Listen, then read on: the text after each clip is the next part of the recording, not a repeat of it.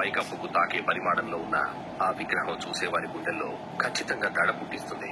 ఆ దేవత విగ్రహాన్ని చూసిన వాళ్ళు ఎవరికైనా సరే దానికి సాష్టాంగ నమస్కారం పెట్టాలని అనిపిస్తుంది.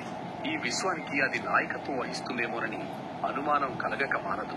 ఇది పవిత్ర నాయకుడి విగ్రహమా అని ఆ విగ్రహాన్ని చూస్తూ మనసులో అనుకున్నాడు ధ్రువ. భాగవతి చెప్పిన దాని ప్రకారం పవిత్ర నాయకుడు ఒక పెద్ద కవచాన్ని ధరించేవాడు. అతను ఆడమగ అనే విషయం కూడా ఎవరికీ తెలియదు. ఈ ప్రాంతం సురక్షితంగా కనిపిస్తున్నప్పటికీ కూడా మనం అప్రమత్తంగా ఉండాలి. ముందున్న గేట్లో నుండి వెళ్తే మనం ఇక్కడి నుండి బయటపడొచ్చు. అందుకు ఈ విగ్రహం పక్క నుండి మనం నడవాల్సి ఉంటుంది అని చెప్పాడు గణపతి. ఈ మర్మయోగి అతని కంటే ముందుకు నడిచి, ఈ మార్గం సురక్షితమైందో కాదో ముందు నేను పరీక్షిస్తాను సార్ అని నమ్మిన బంటులా వినయంగా చెప్పాడు. ధ్రువకి కూడా మర్మయోగి చాలా నచ్చేశాడు. ఇంత విధేయత చూపించే సేవకులను చూడటం అతనికి ఇదే మొదటిసారి. ధ్రువ కూడా గణపతిని అనుసరిస్తూ ఉంటే మర్మయోగి వాళ్లకు ముందు నడుస్తూ ఉన్నాడు. వాళ్ళందరూ విగ్రహాన్ని చేరుకోగానే ఆ విగ్రహం కళ్ళు ఒక్కసారిగా వెలిగాయి. ఆ కళ్ళల్లో ఏదో ట్యూబ్ లైట్లను పెట్టుకున్నట్టుగా ఆ విగ్రహం వెలిగిపోవడం ప్రారంభించింది.